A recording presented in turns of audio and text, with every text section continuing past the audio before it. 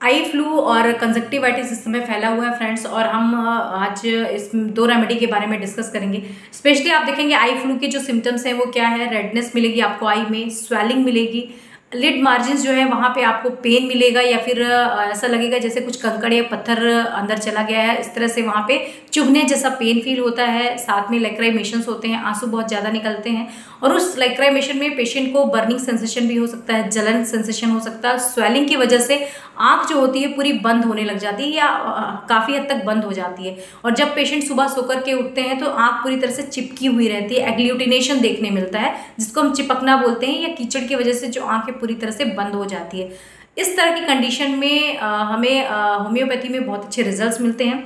आज मैं 2 रेमेडी का कंपैरिजन करने वाली हूँ, और ये दोनों ही रेमेडी बहुत यूनिक है, बहुत अच्छा रिजल्ट देती हैं। एक्यूट केस में आप इसको बहुत जल्दी से 1 से 2 दिन में रिजल्ट्स अपने पेशेंट को दे सकते हैं और कंप्लीटली क्योर स्टैब्लिश कर सकते हैं। सो पहली जो हमारी रेमेडी है वो है यूफ्रेशिया। वेल नोन ड्रग है, everybody know about this remedy. इसके सिम्टोमेटोलॉजी को अगर आप अच्छे से डिफाइन कर लेते हो, आप अपने पेशेंट को कंप्लीटली क्योर कर सकते हैं।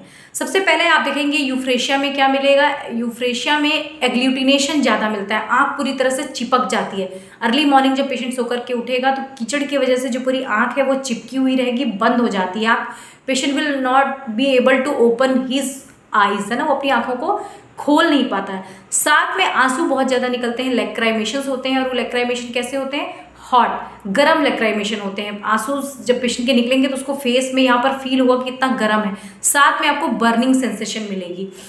स्पेशली ऐसे पेशेंट जिनकी आँख पूरी सूजन के साथ एकदम से बंद हो जाती है, लैक्राइमेशन बहुत ज़्यादा होता है, ऐसे पेशेंट में इस रेमेडी का एक्शन हमें देखने मिलता है। और साथ में जो आंखें हैं खोल ना पा रहा हो पेशेंट, अर्ली मॉर्निंग की प्रॉब्लम ज़्यादा बढ़ रही हो, या फिर लेट नाइट पेशेंट कई बार बोलते हैं कि मेरी जो आंख है वो खुल नहीं पा रही है, स्वेलिंग के साथ पूरी रेड आई है, वहाँ पे यूफ्रेशिया होम्योपैथिक रेमेडी अच्छा रिजल्ट देती है। दूसरी हमारी मेडिसिन है सल्फर। यस, सल्फर भी एक्यूट कंजक्टिवाइटिस की जो कंडीशन है या आई फ्लू की कंडीशन है, अर्ली स्टेज में बहुत अच्छा रिजल्ट देती है अगर आप इसको मिनिमम डोज के साथ अपने पेशेंट के साथ जाते हैं। इसमें क्या सेंसेशन मिलते हैं और क्या डिफरेंस है यूफ्रेशिया के साथ, आप इसे समझ लें।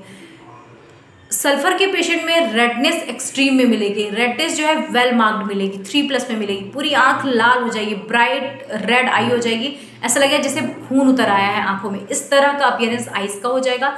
दूसरा, इसमें ऐसा सेंसेशन आता है जैसे आंखों में कंकड़ घुस गए हों, कुछ किरकिरी सी लग रही है, या कुछ बालू सेंसेशन, या कुछ डस्ट चला गया है, और लिड की जो मार्जिन है, आंखों की जो मार्जिन है, वहाँ पे चुभने जैसा, गड़ने जैसा सेंसेशन आएगा।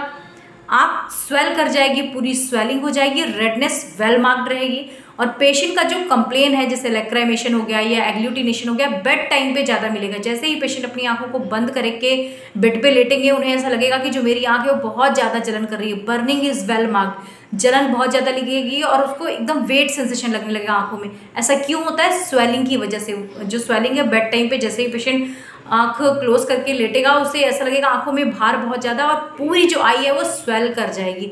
तो इस तरह का जो सेंसेशन है, जहाँ पे कुछ चुभने जैसा, कुछ कंकड़ जैसा सेंसेशन लग रहा है, रेड आई बहुत ज़्यादा है, वेल मार्क्ड आपको दिख रही है, साथ में बर्निंग सेंसेशन दिख रहा हो, सल्फर होम्योपैथिक रेमेडी ऐसे पेशेंट के साथ बिल्कुल मिनिमम डोज में आप 30 पोटेंसी के साथ जा सकते हैं। आपको आपके पेशेंट में बहुत अच्छा रिजल्ट मिलेगा। ये दोनों ही रेमेडी आई फ्लू की जो एक्यूट कंडीशन है इसमें बहुत अच्छा रिजल्ट देती हैं। दोनों ही रेमेडीज़ को डॉक्टर के प्रिस्क्रिप्शन से ही लेना है, क्योंकि बहुत यूनिक रेमेडी, इनका अपना एक एक्शन है। तो ये डॉक्टर पे डिपेंड करेगा कि वो किस पोटेंसी और किस डोजेस के साथ अपने पेशेंट को प्रिस्क्रिप्शन देना चाह रहे हैं। So this is all for today friends, thank you so much for watching.